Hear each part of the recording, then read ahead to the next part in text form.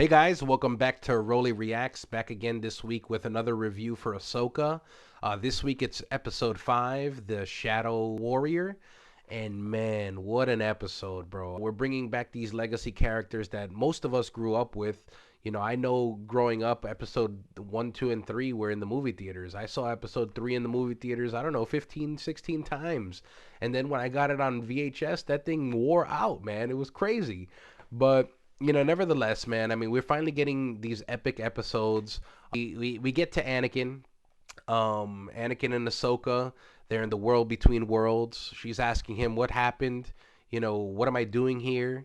And he's just basically tells her, "Hey, you lost, man. You lost, and Balin bested you, and right now you have the opportunity to either live or die."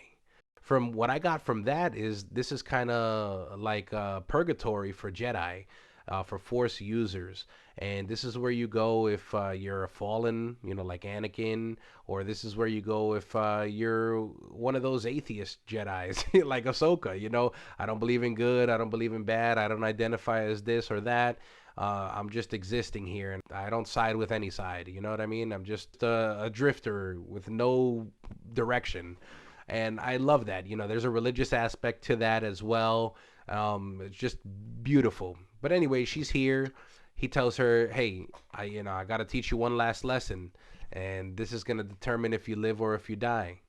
And he whips out the lightsaber, the blue lightsaber from when he was a Jedi, and he begins his attack, man. And wow, man, Hayden beautifully delivers the lines here, but he still has choreography from the sequel trilogy.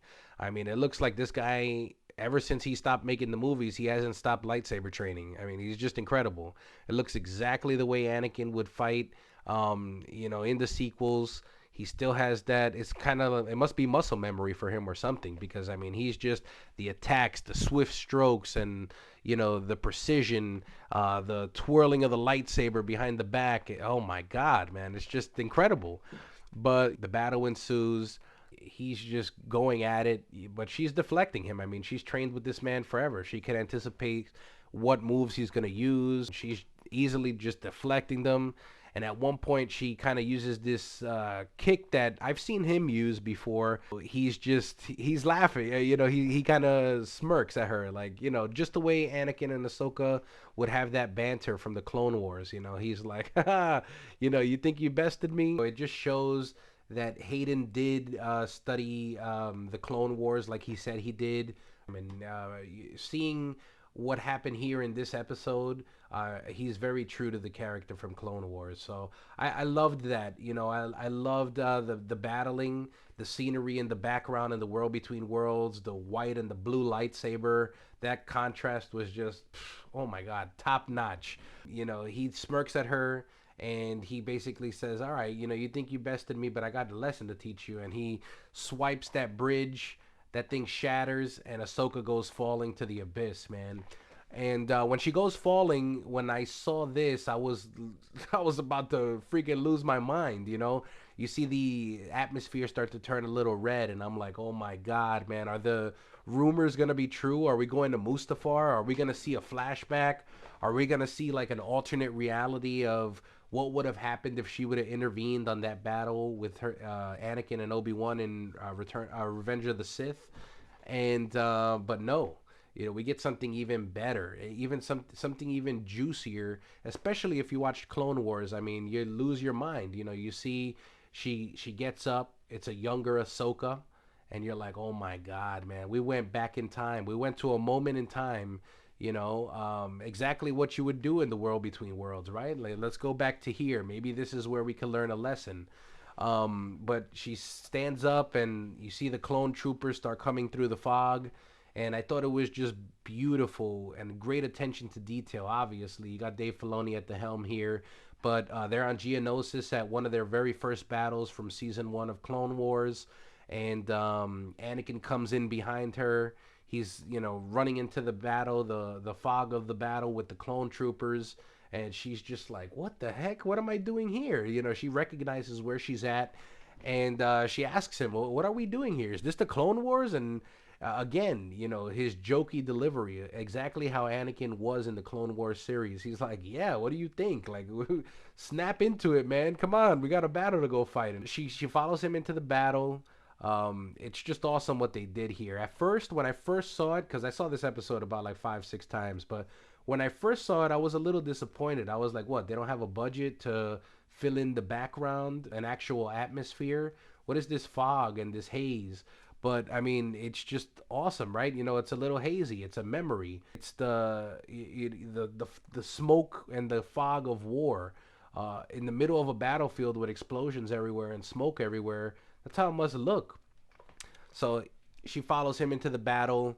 They cut to another scene where she sees all the clone troopers injured and uh, they're dead, getting rolled away, floating away in little stretchers. And now she's able to see this from a different lens.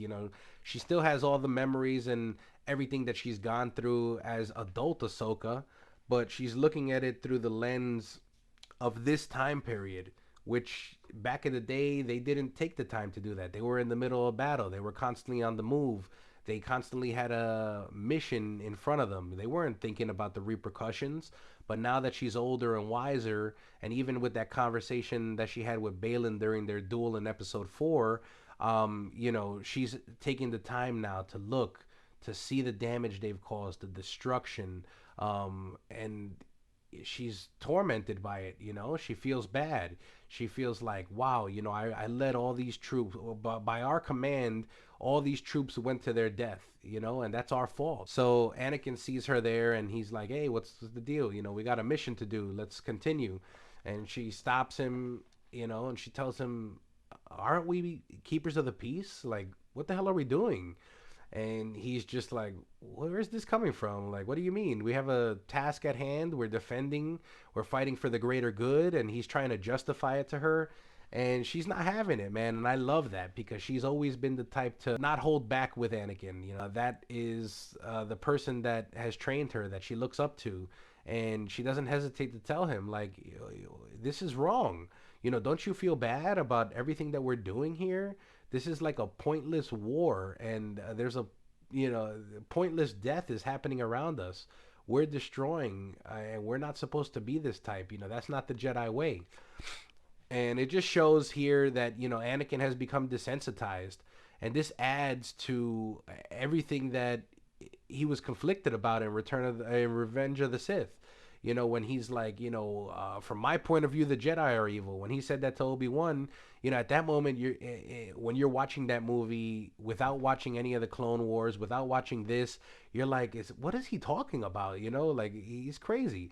But here we actually get to see, because she says, don't you feel bad? He says, yes, I do. So obviously that was a conflict for him, but he kind of just shoved it down because, the Jedi Order, all his mentors in the Jedi Order were saying, no, we're doing this for the right reasons, and we're helping the greater good of people, and we're doing the right thing. But were they doing the right thing? You have children, Padawans fighting in a war. You have us not being keepers of the peace. We're now soldiers. They showing that they lost their way. So this just adds to his turn in Revenge of the Sith. In Revenge of the Sith, when we watched it initially, you think, wow, what is this unrational nonsense that he's speaking of just to save Padme's life? Like, where is all this other stuff coming from? This conflict. It comes from here, man. This is something that he kind of just shoved down, It's like that old school mentality. Like, you have a problem, don't talk about it, don't go against it, just shove it down in your pile of stresses. And this just makes that turn so much more justifiable. You understand and you empathize with Anakin more. And it makes you wonder, like, did this conversation resonate with Anakin in Revenge of the Sith, right? Because this is before that. Obviously, this is after, because we're in the world between worlds. But did this conversation always have a place in the timeline, and he subconsciously had these thoughts and this wisdom that Ahsoka's giving him in that time? It's just awesome sci-fi stuff that blew me away. But he justifies it, and then Rex and or whatever commander there is like, hey, we're getting attacked. We got to go proceed. So he goes on, and he's like, come on, and she's just watching him, and she's just like, oh my god, and like, this is wrong. Like, why are we continuing to do this? And it's like whatever I say is not changing the outcome or whatever. But she looks at him walk away, and he's going into that battle, and she's not in agreement with it. But you see the flickers of Vader, and then flickers back to Anakin, and it's just like, oh my god, man! Like, what? This is the path that he went down, and because I did this all this time, where I kind of just, you know, put those feelings in the back burner and told myself I got to do what I got to do because this is the right thing to do. Will I turn into that? So, anyways, the next scene with them, it flashes forward. We got Ahsoka. She's in the siege of Mandalore. She's slaying. She's knocking down commando troopers left and right. And the battle continued, right? She did exactly what she didn't like in that previous scene. She kept going forward. She kept fighting these battles, these pointless battles, leading troops to their death. And she takes another moment there to step back and look, and just in disgust of what she's done. And Anakin comes, same Anakin from episode 3, and he's just like, what is this battle? I don't remember this. And she's like, yeah, we hadn't, talked in a while during the events of everything that happened here. And, but as you could see, I continued on doing the same BS, and he's just like, he chuckles it off. He's kind of like, it looked pretty intense, just like our style, and she's just like, no, our style. There's so much wrong with our style. You know what I mean? Like, and yeah, you're all powerful, and I became very powerful because I did what I had to do to survive, and I told myself that this was the right thing to do. But look at all this destruction. Look at all this devastation. I don't want to be a part of this. And he's getting a little flustered. He's like, listen, you gotta, he's trying to justify it to her again. You gotta understand, we come from, is a legacy, man, and what we did was, she's just not having it, man. She basically tells him, no, the thing that's wrong here, yeah, you were powerful, but you were the most destructive thing in all of this, what you became and all this stuff. And at that moment, you hear the music change, and you see him getting flustered. He's like, he feels he's being lectured. He feels he's being put down, and and a lot of that comes from when somebody says something that you don't want to hear, you get flustered, and that's what happens here. He's just like, obviously you didn't learn the lesson, and I gave you a choice to live or to die. And he ignites that Vader lightsaber. He turns around, and this is Anakin. This is Vader from Revenge of the Sith. When he was fighting and killing all the separatists and fighting Obi-Wan and fully embracing the dark side. And he gives her the swift Vader swipe with the lightsaber, and he starts battling her, man. Now we're fighting evil Anakin, evil Vader. And the battle here is just phenomenal, man. The footwork, the choreography, the style that he has. Vader is not like Anakin. Vader doesn't just swing and go all crazy.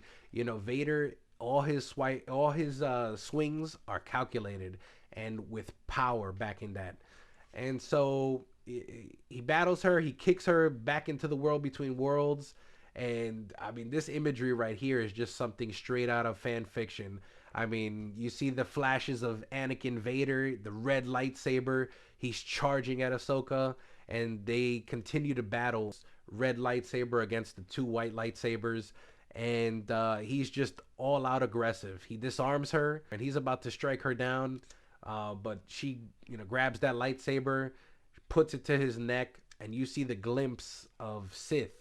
The prophecy is coming true, right? What Balin said is coming true. You're going to head down that same path of your master. But at that moment, her eyes turn Sith for a split second, but she realizes this is not the way. This is the same mistake. I don't want to be categorized in this. And she makes a choice right there, man. And it's beautiful. She disarms him, throws his lightsaber, and she tells him, I choose to live. and you could see the shame that just goes over Anakin's face, just like, wow, man, I didn't make the right choice, but he looks down, comes back up, eyes are clear, back to light side Anakin. And he's like a proud father at this moment. You paid attention to my flaws and you didn't follow through with the same thing. You made your choice and you made the right choice. And this was the lesson. The lesson was you're not like me. You know what I mean? And yes, you do need to fight, uh, or else you will die. So she does want to live. She made the choice to live, but also you're not like me. You make the right choices. And he's just proud of her. He smirks at her and he says, there might be hope for you yet. And at that moment, the whatever portal that she needed to go back to her body opens up.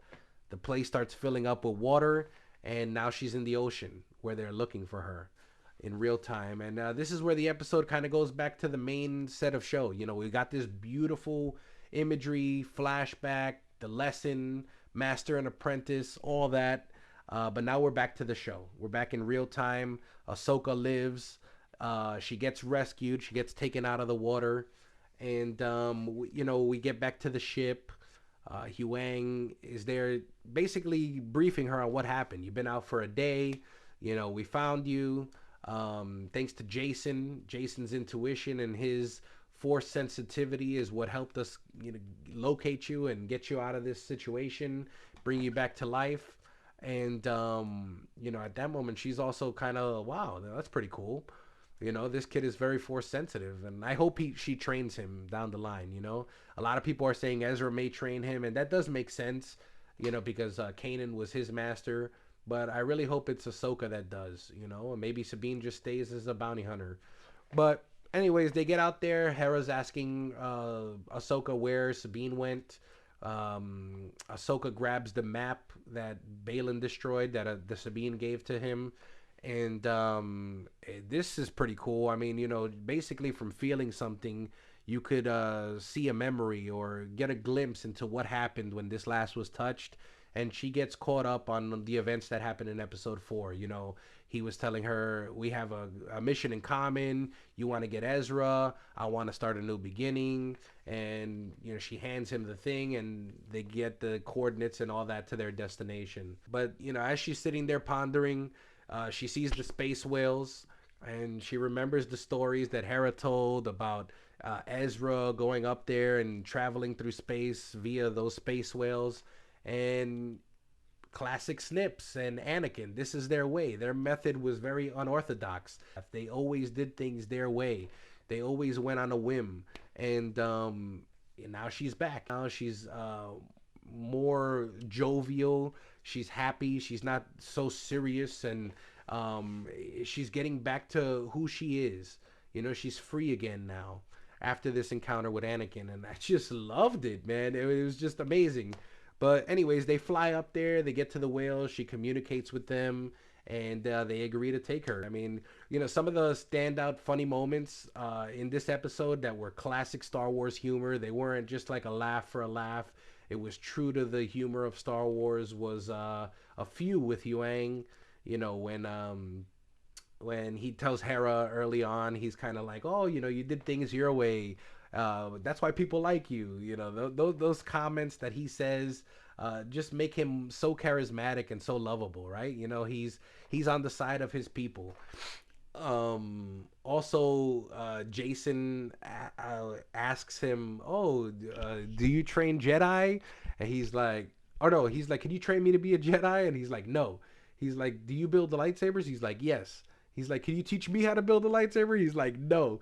I mean, that's great Star Wars humor, man. It's subtle and it's just very funny, man. Also with the what's the name of that pilot? The Asian dude that was in Mandalorian and now he's here. That's helping Hera. When Huang's kind of briefing him that Jason is Kanan's son and he has Jedi abilities and that's why they should listen to him to go find Ahsoka. He's telling him all this and then the pilot's like, okay, whatever. it's funny, man. It's hilarious because it's how I guess casual fans would respond. They're getting the update of why this kid Kanan or why this kid Jason is special, but it doesn't really matter to them, right? And it's just funny.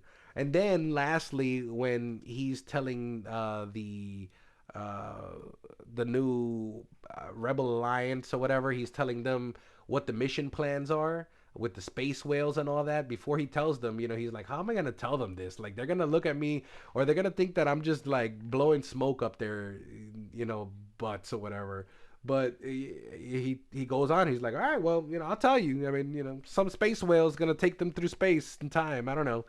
Uh, I love those moments. I mean, that's classic Star Wars humor. That's what works for this franchise. It's nothing cheesy like that General Hux thing in the sequel trilogy where he's like, "Are you on the line? I'm on the line, or are you on the line?" There's nothing like that. It's just subtle. It's mature. It's hilarious, and I love it. Um, but other than that, now we're on the journey to go see Thrawn. We're gonna see what's going on out there with Morgan. We're gonna maybe get some conclusion with Balin. I mean, there's so much still left in this season, and we only got 3 episodes left. But this right here was just, I mean, I don't have a complaint about this episode. I mean, if I did have another wish for the episode, it would be that maybe we would have gotten one more, maybe sequence in the World of Worlds where Anakin kind of took Ahsoka to an alternate reality, showing her, if she could have changed the outcome, and maybe that would have been the thing to solidify this whole lesson.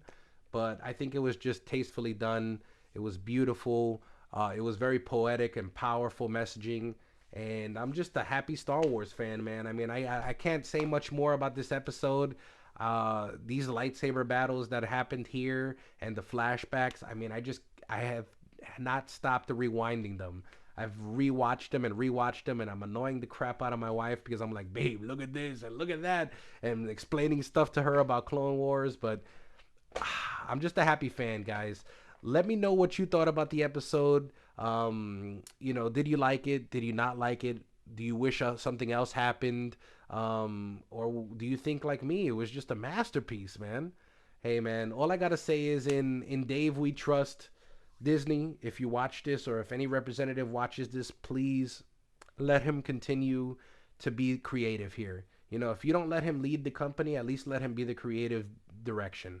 I mean, he gives you everything that you could possibly want from a Star Wars show, and creates tons of Star Wars fans. I mean, I've watched a ton of interviews and reactions to this. The internet's going crazy. Disney, just understand, Dave is the apprentice of George Lucas. He knows what to do with these characters, and he knows how to further these stories, and he knows how to give us fans what we want. So please give him the correct position of power that he deserves. All right, guys. Well, I mean, that's enough for me today. Let me know what you think. Like, comment, subscribe. Let's have a conversation. I want to interact with you guys. I want to know what you guys think. Until next week, I'm super excited. What a great season so far. Masterful episode. And may the force be with you guys. I'll see you next week. Bye.